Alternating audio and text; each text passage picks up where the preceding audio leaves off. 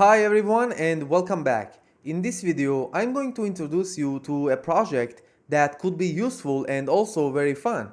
And by the way, this video is the final episode of the Python for Absolute Beginners series. So if you were just searching around for projects to complete, then this is also a good video for you.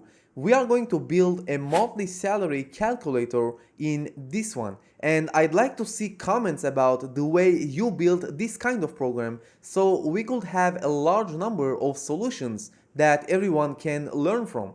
So let's begin.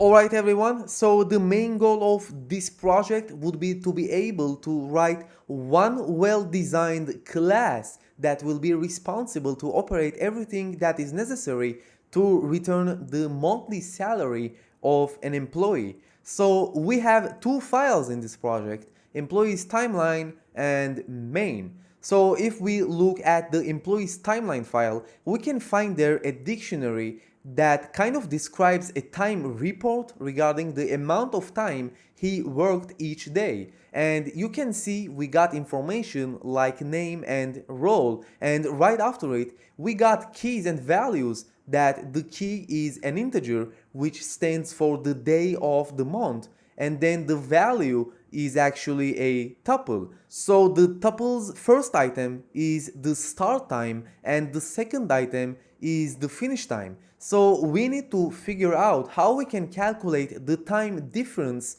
between those two items each day in a month. And as an advice for you, I want you to look for a module that I find it useful, and that is called datetime. And I want you to look inside that module for a very special method. So if you think about it, to calculate time differences, we got to subtract one time with another, and Python does not have anything to do with subtracting strings.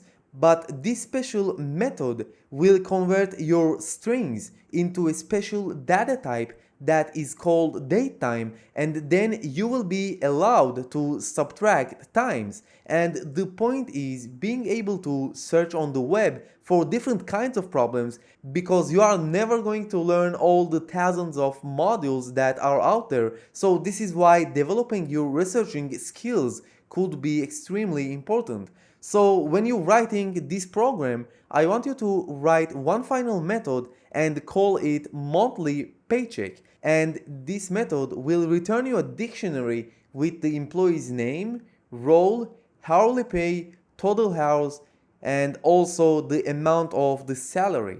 So as I said, make sure to use one class at least and put in there all the required calculations to return the monthly salary of this employee. And as always, you can find the code in the comment section, and also you can look up for the solution on my website.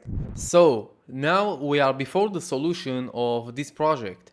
So our project requires some calculations that we are going to create to return the number of hours that the employee is worked. Now, if we go to our dictionary for a moment, we can see 30 keys that are named from 1 to 30, and they are all integers. So it makes sense to think about iterating through those keys, and we can accomplish that with for loops. And in order to ease for myself this calculation, I'd like to store a variable that will hold for me all the integers between 1 to 30, and we can do that with the range function. So I can do this by storing a variable like days in month, and that is going to be equal to list of the range, and the argument here will be actually 31 because the last number is always not included.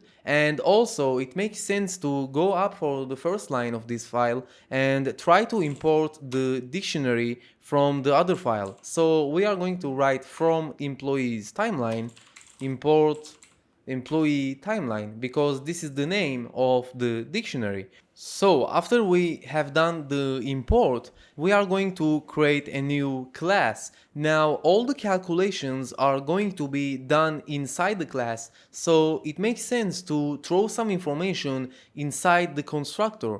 And let's start creating our class, and I will make the class look like this. So we will call it employee, and just for comfort reasons, let's step this to that line, and inside the class I'm going to create my constructor like this. And it makes sense to collect the name and the role as parameters because the name and the role are actually an information that I already know because it is existing inside my dictionary over there.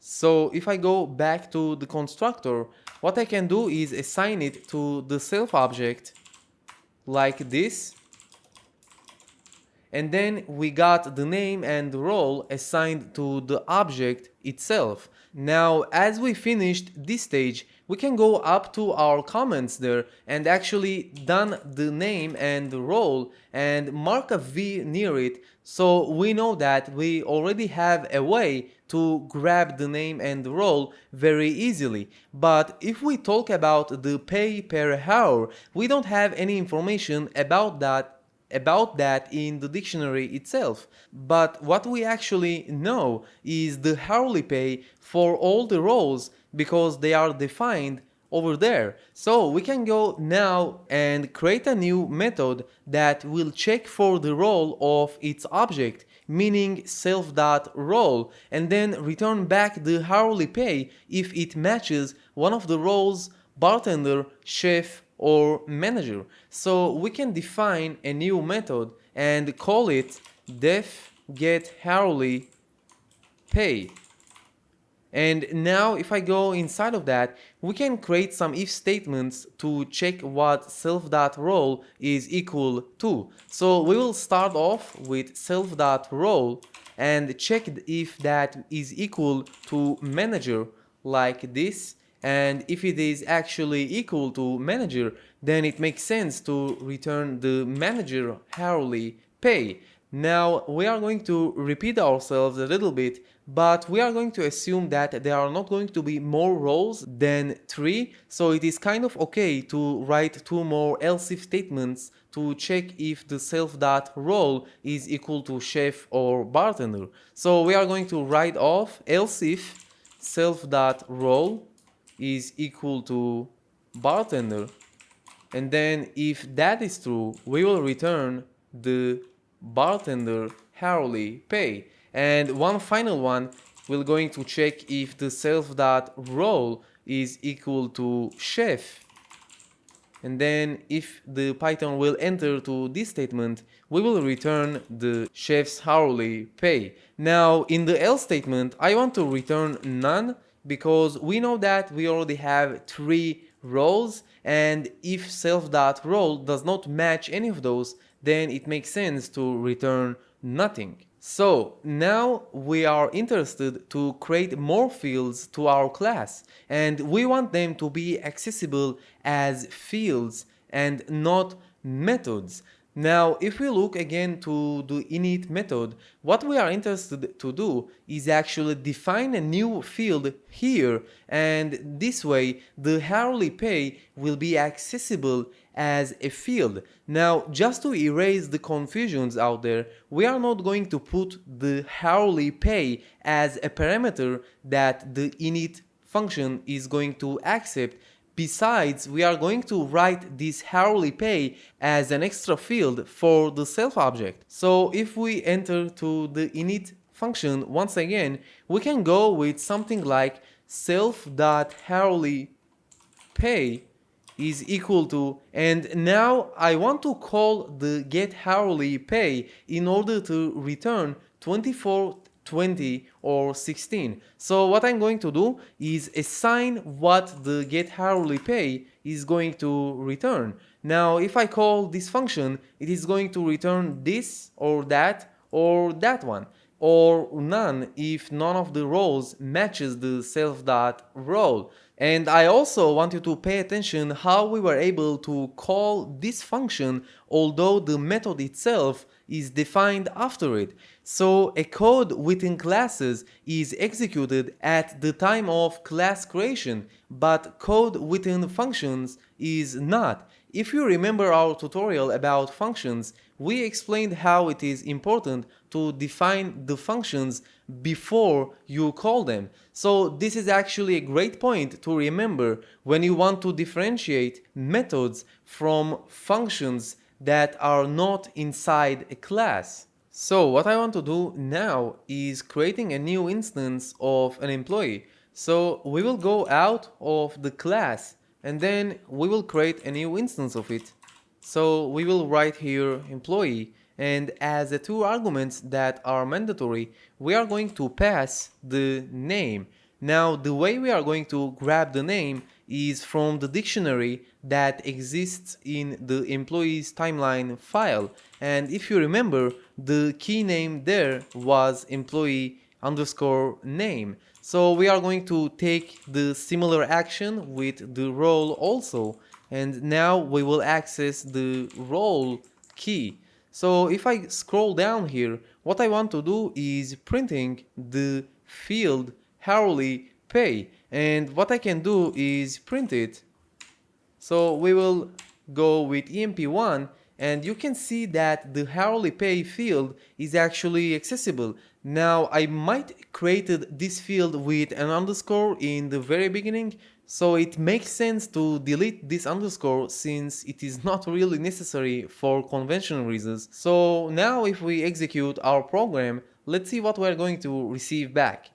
Alright, so we received 20 and we received 20 actually, so it makes sense that the role of this employee is chef, and if I go back to the employees timeline, that is actually the case. So if I'm going to change that to manager and execute my main file once again, you can see that the pay per hour changes because we wrote the if statement with multiple conditions there to check that case.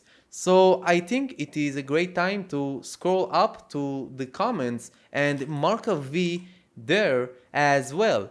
So our last two pieces of information are the total hours and the monthly salary. So now we're gonna need to use the external library I talked about in the beginning of this video, which is the datetime module. So the datetime is the module to deal with complex time and date calculations. So you can consider it as one more data type.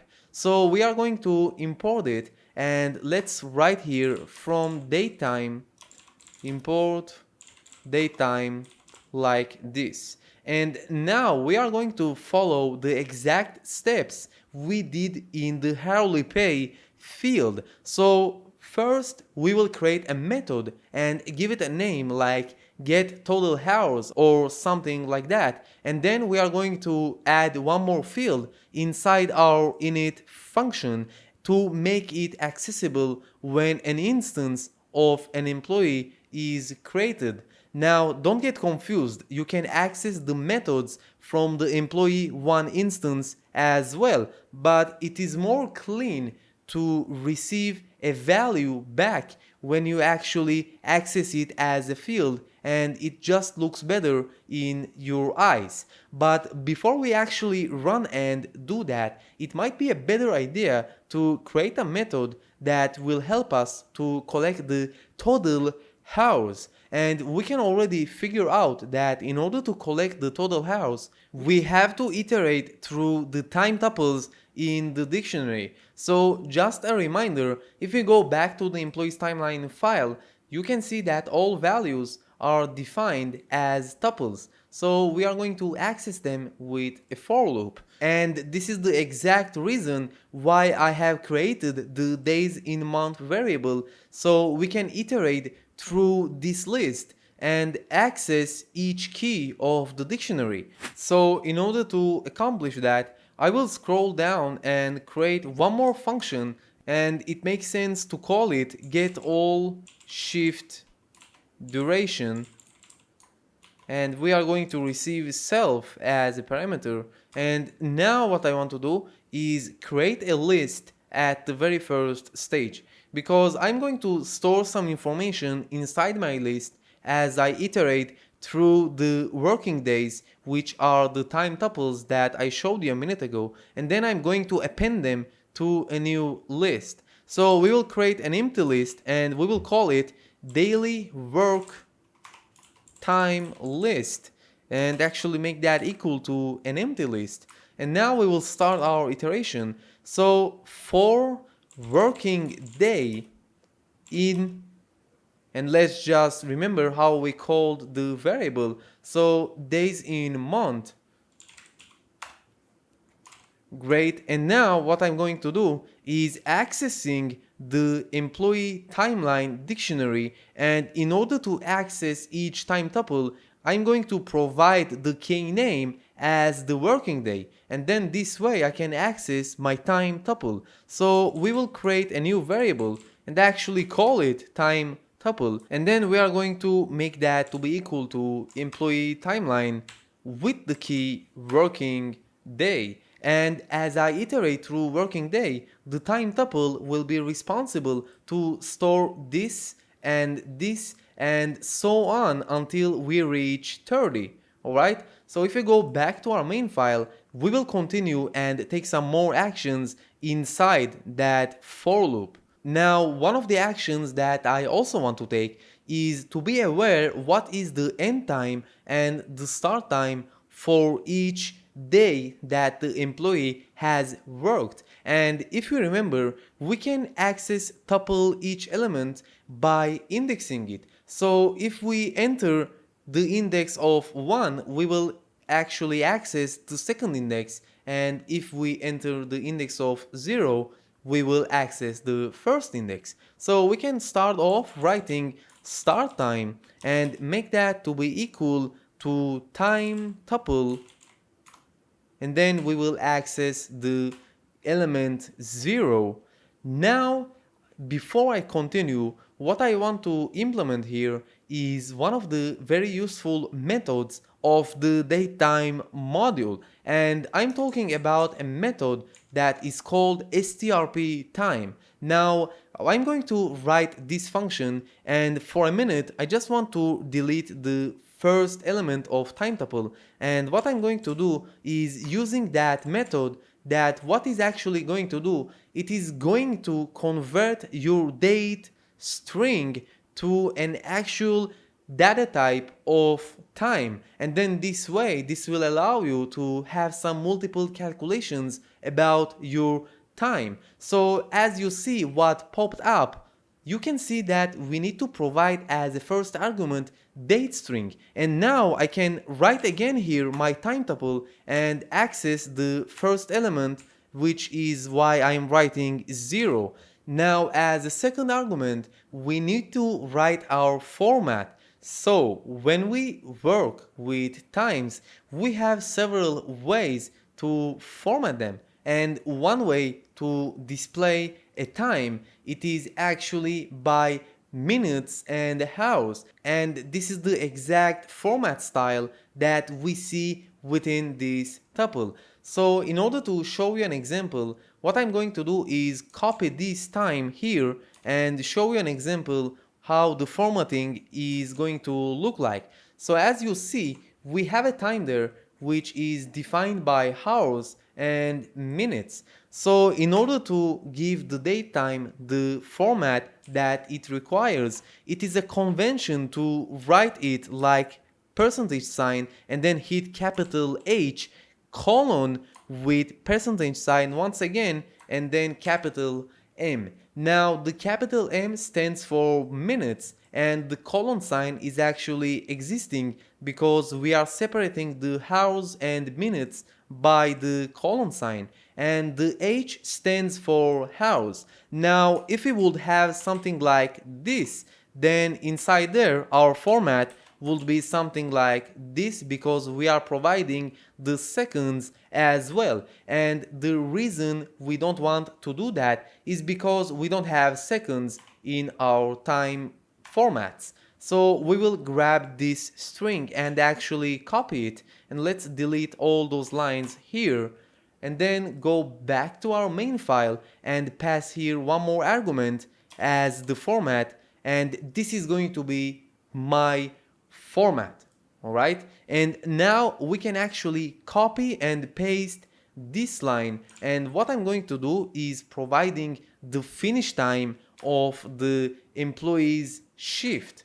And then what I'm going to do is change this variable and write here finish, and here I will index the second element. Let's just drop this one line here. Great. So now we grabbed the start time and finish time for each time tuple. And my second line is going to look like something work time equals to finish time minus start time. And the reason I can do this, because the finish time and the start time are now converted to a datetime variable. So it is data type is no more strings, it is actually a data type of datetime, and this is why I can actually make this subtraction.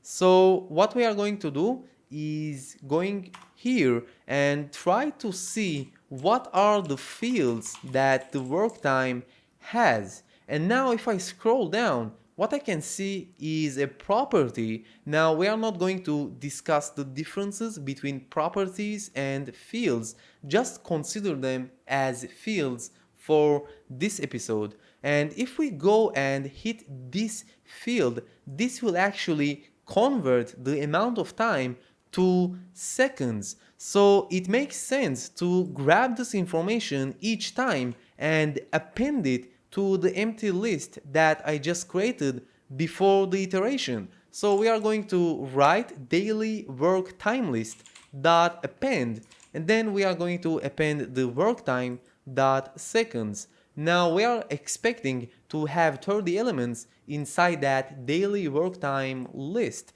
So in order to check that, we are going to return the daily work time list and test our code. So the way we are going to test it, it is just changing the hourly pay to return get all shifts duration. And now if I execute this, we got a key error, and let's see why.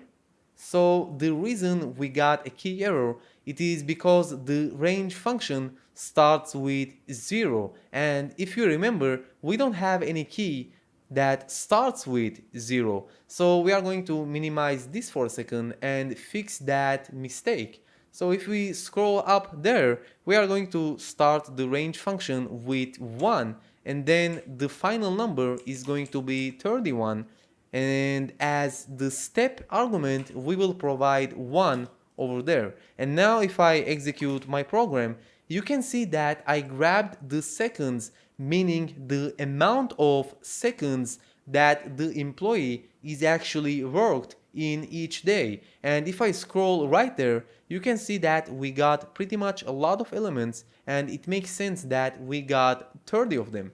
So what I'm going to do is create a new field, and I'm going to call it total hours. Excuse me for putting the underscore there.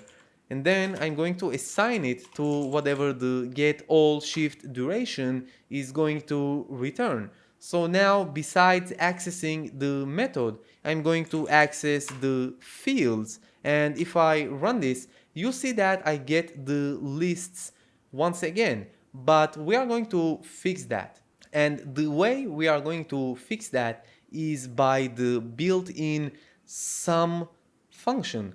Now, if we remember what sum does, the sum built-in function is going to grab all the numbers and make an addition of it and return you the number back. So in order to accomplish that, we are going to write here one more method, and we will call it def get all hours.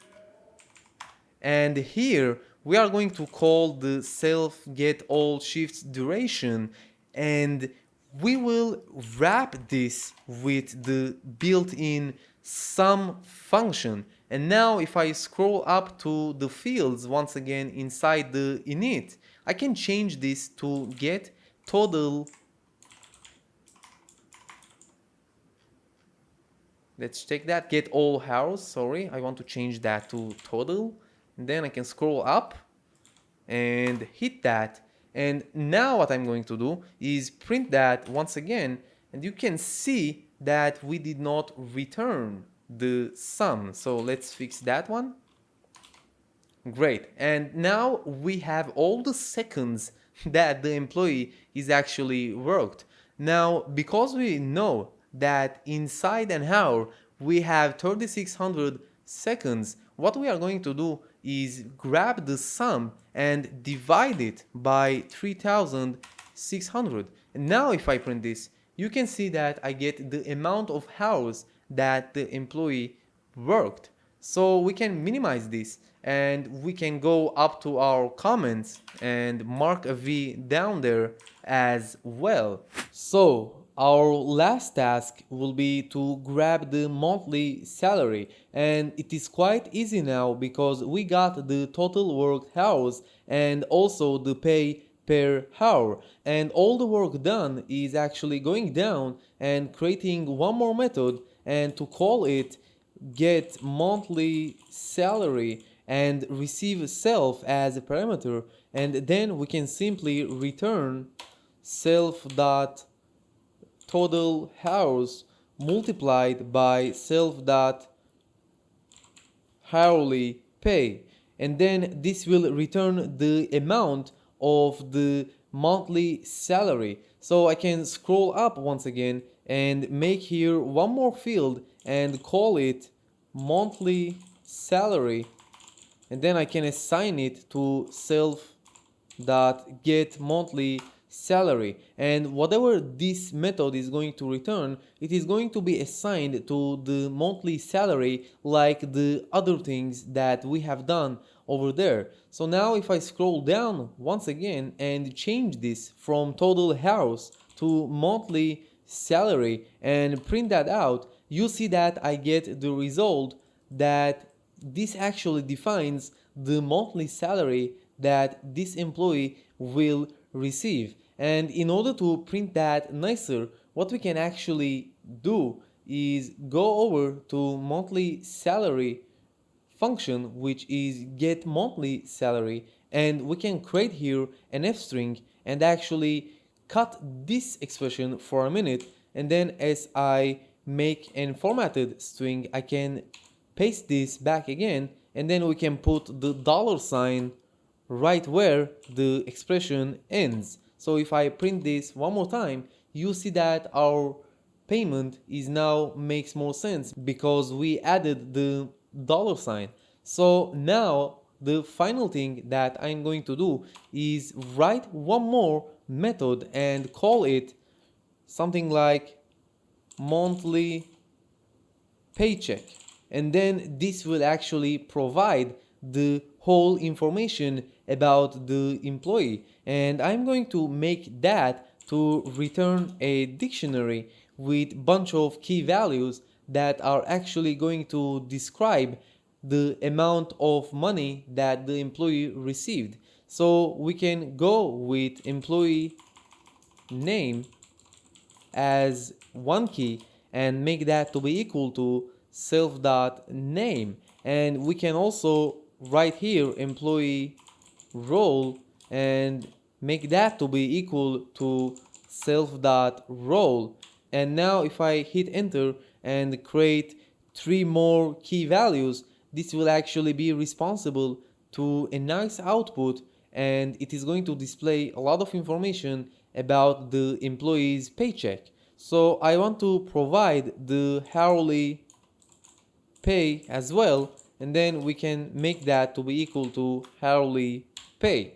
So we can also do that with the total hours. So we can go with total worked hours and make that to be assigned to the total hours field. And finally, we can create here something like final salary and then make that to be equal to self.monthly salary. And now if I will go down and besides printing monthly salary, I will print the method of monthly paycheck. We will receive the entire information as required. And you can see now this looks pretty beautiful. Of course, there are ways to prettify this. For example, we can grab the float here and use the round function, and then this method will be responsible to round this to the closest integer, meaning 244. So that is actually achieving our final task because we are printing pretty much the information that is required when I presented you the project. Alright everyone, so as we completed our last task, this will be it for the final project.